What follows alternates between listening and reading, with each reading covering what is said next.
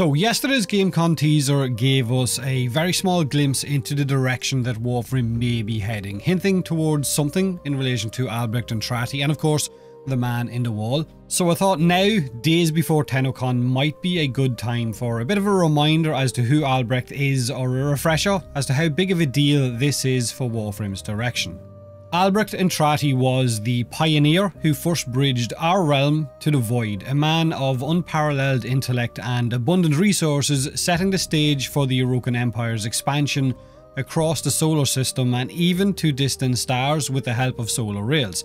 Now, his connection to the void became the foundation for the vast majority of Orokin technology, birthing one of their greatest legacies, which is of course us, the Tenno.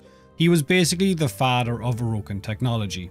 Yet, his achievements came at a price, because while investigating the void, Albrecht unearthed a malevolent or enigmatic, depending on which way you look at it, ancient force beyond our grasp of understanding.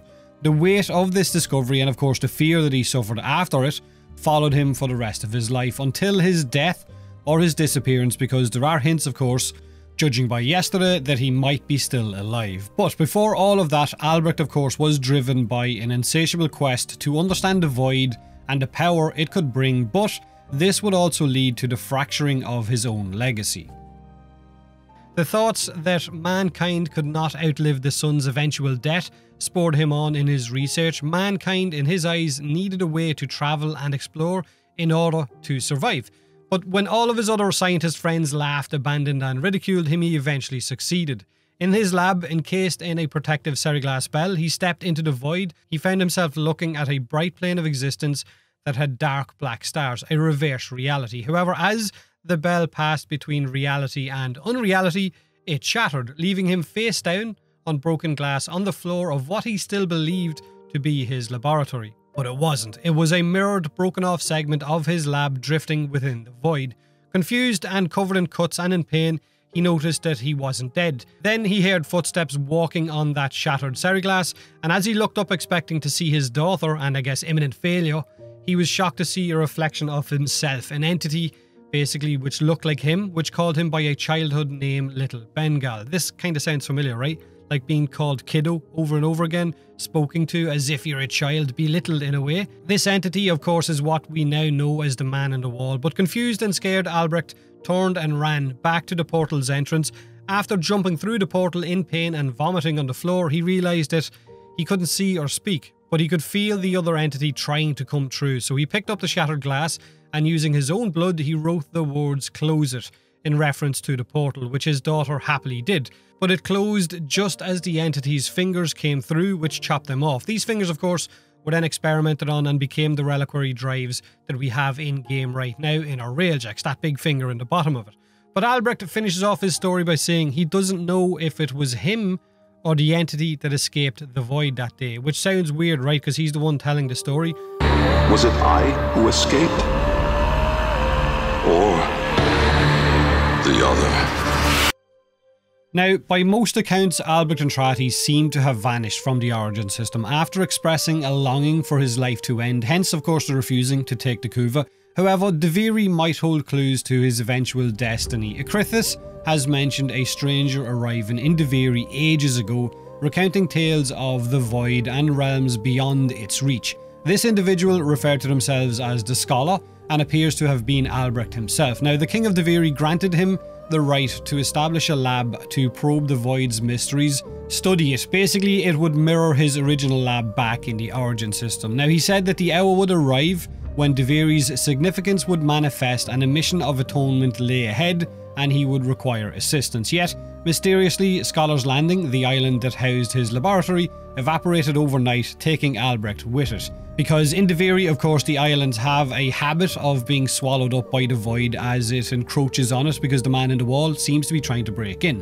Now, the Scholar is remembered in Deviri with an empty grave underground that tells of how he arrived but then departed just as easily. One line from that poem on his gravestone kind of stands out more than others. It says, "Stranger, Father, Scholar," but we don't know who exactly wrote it. Now, as the Orokin Empire declined, his family found themselves somewhat secluded in their home on Deimos, their connection to the Empire's vital infrastructure reduced because of their distance to its power center, but it is worth noting that in some of the lower segments in relation to Albrecht, his laboratory is described as being either in or below his home, and it's decorated with filigree gold and rare cuts of marble, which sounds like very familiar visuals. Now, whether his home was on Deimos at the time of this or somewhere else originally, we don't exactly know. But we do know that there was also a lab on Deimos that his daughter Eloria had been using as a way to try and investigate the Void as well, but maybe also try and find her father Albrecht. We know this, but now she's infested and she's lost most of her memory but for a few minor flashbacks. Now, dark marble walls, gold filigree decorations, Deimos being Albrecht's home and a lab either in it or under it, it all sounds very, very interesting. Now, of course, that's if that's where the lab was originally situated. Now, I know the lore of Warframe is heavily scattered all over the place and very hard to put together at the best of times, but I think having Albrecht show up again, if it is him, is absolutely huge, and the possibilities over the next few years for quests and of course new types of content off the back of having Albrecht and his technology back in the game is endless, whether it's in relation to the Man in the Wall and of course the Lovecraftian type of eldritch horror that he brings, which I really like, and I'd like to see more of that kind of grim, dark Lovecraftian stuff, or whether it is us eventually making our way to Tau. It is a very exciting time for Warframe, so its direction is looking really good. Now, with us revisiting Deimos thousands of years after the Orokin Empire's downfall, his daughter Eluria held to the belief that her father Albrecht was still alive somewhat. She clung to a sherry glass bell fragment, possibly a remnant of his original shattered bell, thinking it would guide her to him. Its true significance long forgotten under Deimos' infestation. During the quest, we then discovered another piece of sherry glass which helped his daughter to release that grip on her father's memory and stop searching for him. Now, his daughter in a fleeting comment also alludes to Albrecht's prophecy that the Void would eventually be the Orokin Empire's downfall. She recalls searching for Albrecht within the Void, discerning his faint taps yet never actually locating him. And from the pieces of her memory, it is a probability that she was in fact chasing the Man in the Wall rather than chasing her genuine father. Now, Vilkor, her husband, notes that her search for Albrecht predates their meeting, so she was searching for her father long before they met. Lloyd also mentions that both he and Otak were originally under the command of Albrecht prior to serving the current Entrati family on Deimos. But let me know in the comment section below what you're hoping to see more of at TennoCon on Saturday, what you thought of yesterday's little bit of a teaser and what you thought it was hinting towards. Have a great day either way, and as always, thanks for watching.